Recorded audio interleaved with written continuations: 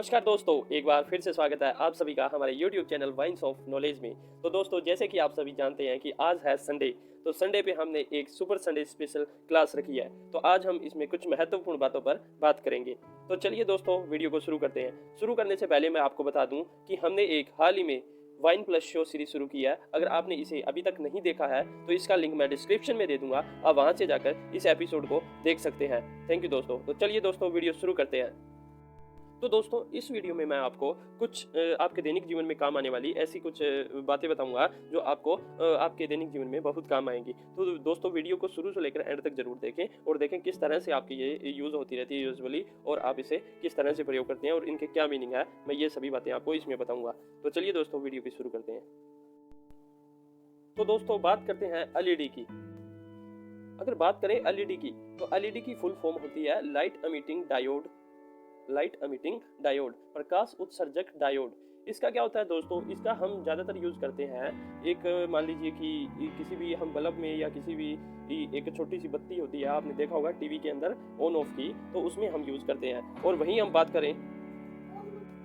करें तो यह एक अर्धचालक पदार्थों से निर्मित एक रोशनी ही हमें देता है। अर्धचालक पदार्थ यानी कि सेमीकंडक्टर मटेरियल जो होता है उसे उसका जो बना होता है, उससे जो लाइट जो रोशनी है वो रोशनी का एक साधन है। वहीं हम बात करें तो इसमें अगर हम बिजली का जो देते हैं, बिजली डाल करंट हम इसमें सप्लाई करवाते हैं, तो इसमें जो अणु होते हैं, अणुओं की व्यवस्था कुछ तरह से इसमें बनती है और उससे हमें वो लाइट प्रदान करता है। तो इस तरह से हमें एलईडी का बहुत तरीके से फ़ायदा है, क्योंकि एक तो यह है इसमें बिजली की खपत है जो बिल्कुल मान लीजिए ना के बराबर है, बहुत कम होती है। और हम बहुत ज़्यादा आजकल तो एलईडी बल्ब वगैरह और भी टीवी वगैरह ऐसे बहुत सी जगह पर हम एलईडी यूज़ करते हैं, तो हमें करनी भी चाहिए, ये बहुत ज़रूरी है, जिससे हमारी बिजली की बचत भी होती है। तो आगे हम अगर बात करें तो दोस्तों, अगर हम बात करें सीएजी यानी कि कैग, जो कि इंडिया के अंदर एक कह सकते हैं एक तरह का एक पद है जो कि भारत सरकार के लिए भारत सरकार के कुछ कार्य करता है। तो इसका जो कैग है, इसकी फुल फॉर्म क्या होगी, कंट्रोलर एंड ऑडिटर जनरल। तो कंट्रोलर एंड ऑडिटर जनरल का मतलब है नियंत्रक एवं महालेखा परीक्षक, और इसके आगे मैंने ऑफ इंडिया लगा दिया है। इसका मतलब है कि ये भारत में जो हमारे के सीएजी होते हैं, तो उसके लिए मैंने ये लगा दिया। तो इसकी जो हिंदी बन गई वो है भारत के नियंत्रक एवं महालेखा परीक्षक। तो दोस्तों, ये क्या काम करता है और किस तरह से ये काम करता है, तो मैं आपको बता दूं कि जो ये सीएजी है, जो भारत सरकार के पास जो भी पैसा है, ये उस पर निगरानी रखता था और जो भी वह खर्च करती है तो ये उसका हिसाब रखती है कि ये कहाँ पर लगाया गया और किस तरह से लगाया गया, सही लगाया गया है या नहीं, इन सभी बातों पर वह बात करती है। यहाँ पे मैंने कहा कि हिसाब रखती थी, इसका मतलब है कि 1950 से 1900 लगभग 76 तक की बात है, वहाँ तक यह है दोनों काम करती थी, यानी कि अकाउंटिंग और ऑडिटिंग। अकाउंटिंग का मतलब होता है कि जो वह पैसा है उसका हिसाब रखना, और ऑडिटिंग का मतलब होता है कि जो पैसा उन्होंने लगाया है, भारत सरकार ने किसी भी काम में लगाया है, तो उसका हिसाब रखना ऑडिटिंग कहलाता है। तो दोस्तों, अगर बात करें 1950 से 1976 तक ये जो अकाउंटिंग यानी कि पैसे की देख रेख करता था, वो इसकी बंद कर दी गई है। वो उसे एक अलग जो इनका डिपार्टमेंट है उसे दे दी गई है, जो है सीजीए के नाम से है, उसे दे दी गई है। अब यह सिर्फ भारत सरकार द्वारा जो भी पैसा लगाया जाता है उसका हिसाब रखती है। और यह भारत सरकार का तो सिर्फ हिसाब रखती है, परंतु राज्य सरकारों में जो भी स्टेट गवर्नमेंट है वहाँ पर ये अकाउंटिंग और ऑडिटिंग दोनों करती है, यानी कि वहाँ पर यह पैसे का हिसाब भी रखती है और पैसे कहाँ लगे हैं और किस तरह लगे हैं, उन सभी बातों का ध्यान रखती है। तो मैं आपको बता दूं कि जो हमारे प्रेजेंट के सीएजी हैं, उनका नाम है, उनका जो हाल ही में अभी भी 13वें जो हमारे सीएजी हैं, उनका नाम है राजीव महर्षि, जो 13वें सीएजी हमारे हैं। इनका कार्यकाल होता है या तो 6 वर्ष या 65 वर्ष, जो भी पहले अगर 65 वर्ष आयु पहले हो जाती है तो रिटायर हो जाएंगे, और अगर 6 वर्ष हो जाते हैं तो भी ये रिटायर हो जाएंगे। तो दोस्तों, आगे बात करते हैं हम सीबीआई की। सीबीआई का फुल फॉर्म है सेंट्रल ब्यूरो ऑफ इन्वेस्टिगेशन, यानी कि केंद्रीय जांच ब्यूरो।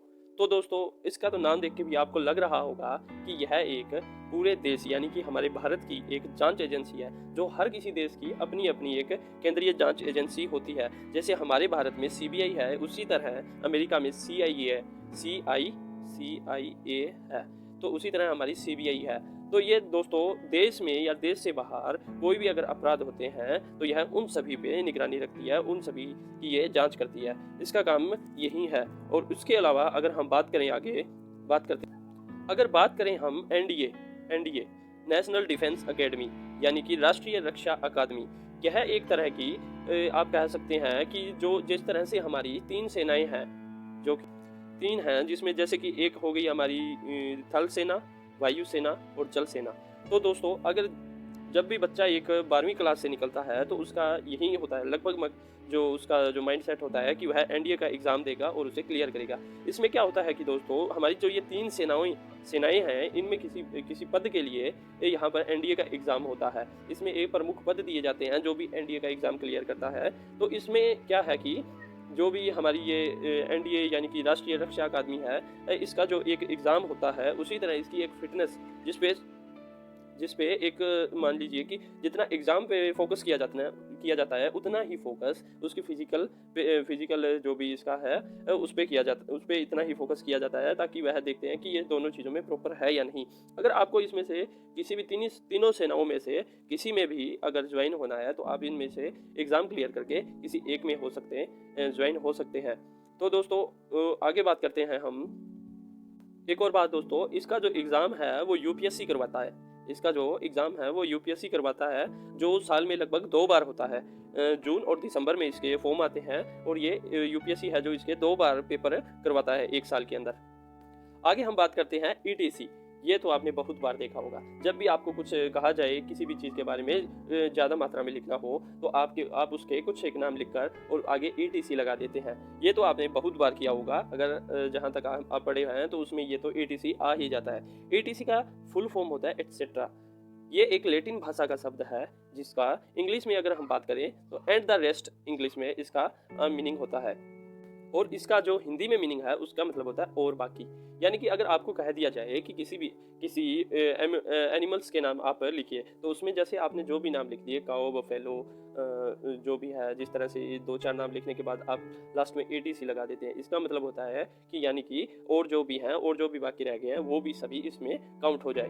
तो दोस्तों इस तरह से इसमें एटीसी का हम यूज़ करते हैं। ये हमारे जो दैनिक जीवन में भी काम आते रहते हैं। ऐसे कुछ फुल फॉर्म्स थे जो मैंने आपको बताए। तो दोस्तों उम्मीद करता हूँ आपको हमारा वीडियो अच्छा लगा होगा। अगर आपको वीडियो हमारा अच्छा लगा है तो आप हमारे चैनल को आप हमारे चैनल को सब्सक्राइब करना ना भूलें। और अगर दोस्तों आपने हमारा वीडियो देखा है तो हमें रिव्यू जरूर दें कि कमेंट करके कि हमारा वीडियो आपको कैसा लगा। वीडियो को ज़्यादा से ज़्यादा लाइक करें, शेयर करें और कमेंट करें। और आपने अभी तक हमारा चैनल सब्सक्राइब नहीं किया है वाइन्स ऑफ नॉलेज को, तो जाकर इसे सब्सक्राइब कीजिए। थैंक यू दोस्तों, मिलते हैं एक और वीडियो के साथ फिर।